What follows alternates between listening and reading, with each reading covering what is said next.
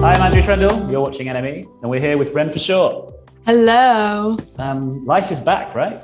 I mean, kind of.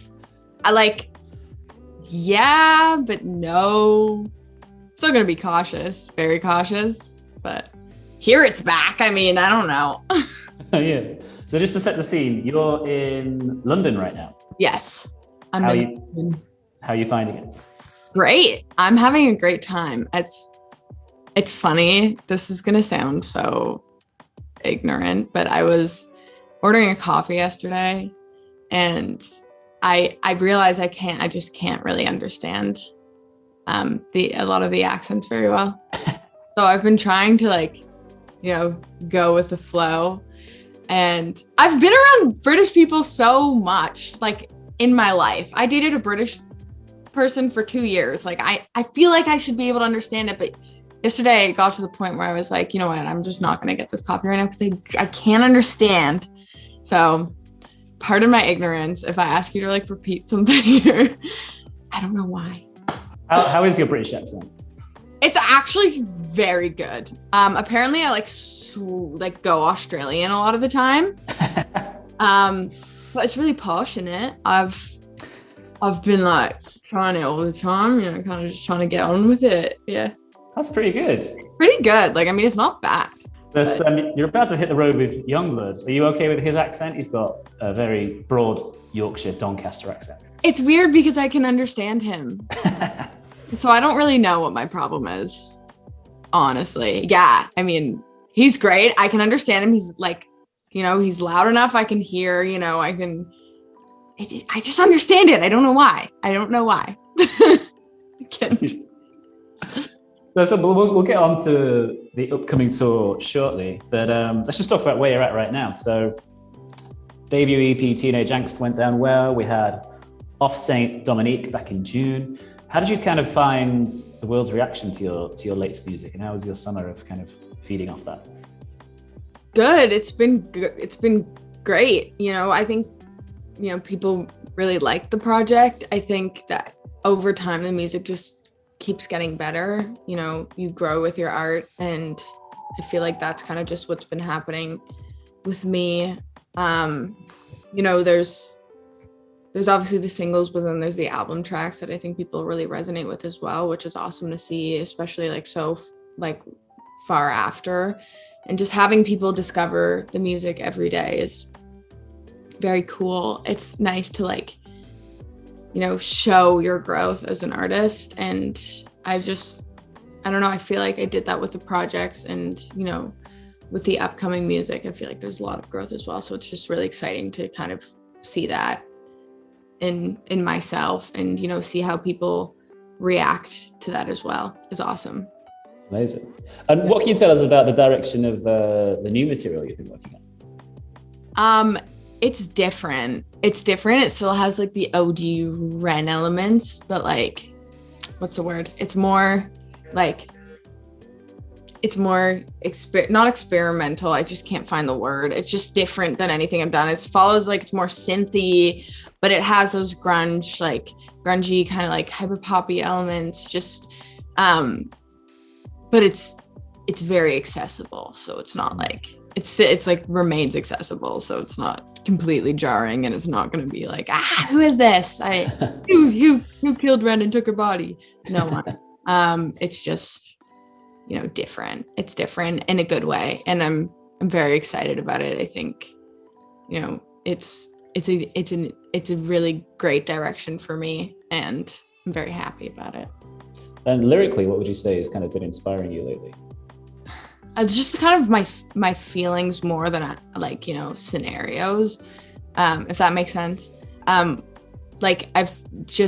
feel like over the past year, I've experienced a lot of new things, mentally with my mental health, and kind of just touching on those points in the newer music.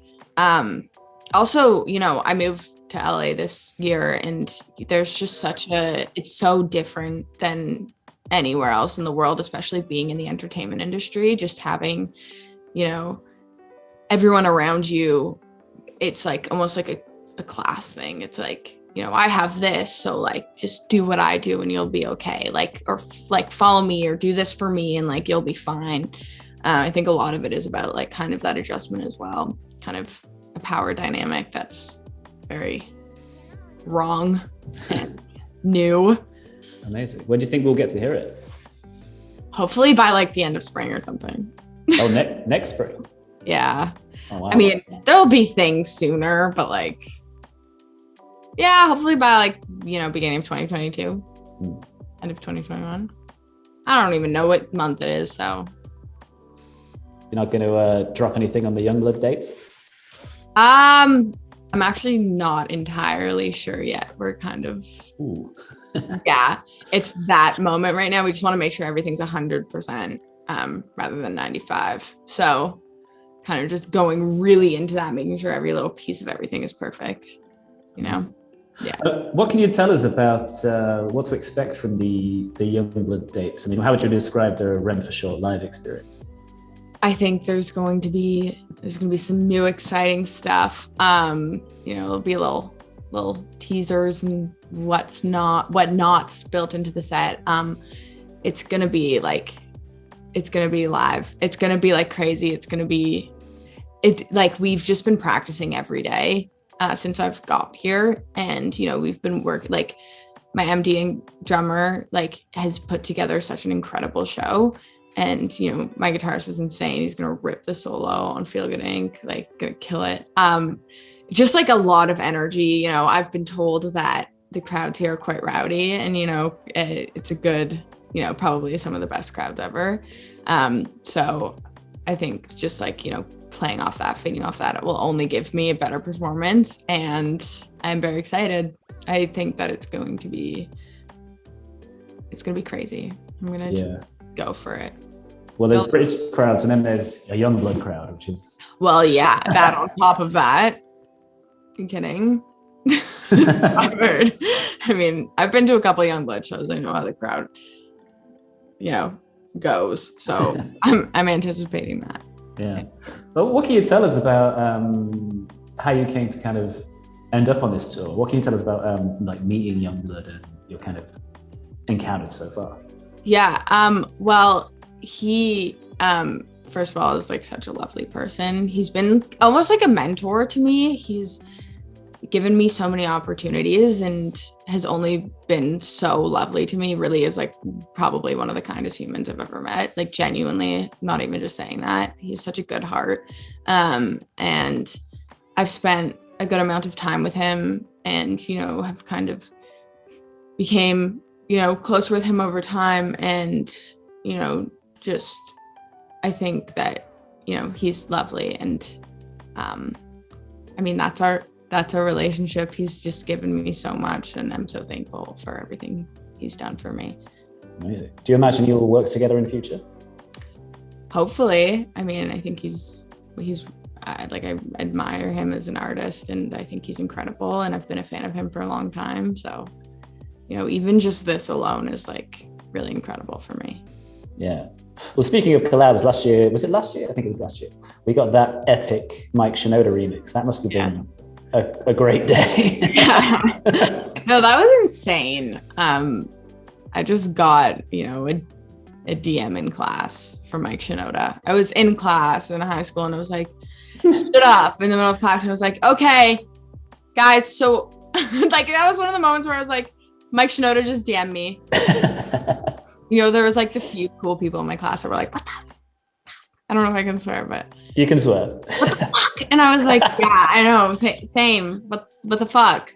So I like DM'd him and he was like, yeah, like, he like loved I Drive Me Mad. And I was like, well, do you want to like remix it or something? Because like, that'd be very cool if you wanted to do that. He was like, yeah. And then also like Mike Shinoda ended up being like a huge mentor for me. He gave me so many tips and, you know, just things that I wouldn't otherwise know about the music industry. And, you know, like from that point on, we've also had a beautiful, like a great relationship. I've, you know, had dinner with his family, you know, we've spent a few days together just like making music. It's crazy. I made slime with his daughters. Like, it's a cool, like if you told me like even 3 years ago, you'll be making slime with Mike Shinoda's daughters. Like, it's like, oh, shut up. Like, no, I won't. How do you make slime? You do like, it's like glue and then an activator, and I don't even really know. I was never allowed to do it. Also, you said you spent some time in the studio, so maybe there'll be more Mike Shinoda stuff coming sometime, maybe? Hopefully, yeah. Nice one. Yeah. And so speaking of the future, so you got the YUNGBLUD tour. What does the rest of the year have in store? You're just going to be tinkering away on new music, maybe an album? Yeah. I mean, it's all done. It's done. It just needs, I'm so like particular about everything's final product. So I'm like, you know, it's been done. And then, you know, I had a call yesterday and I was like, okay, we just need to give it, you know, 10% more of everything. Just kind of working on making everything perfect in my eyes, or as perfect as anything could be. So it's done. Like, it's done. It just needs to be more done, if that makes sense. Like, it's done. The foundation is there. It's like little things, like making sure the mix is perfect and, you know, just artist stuff. Amazing. Well, really looking forward to it. Renforshort, thank you so much. Thank you. Thank you for having me.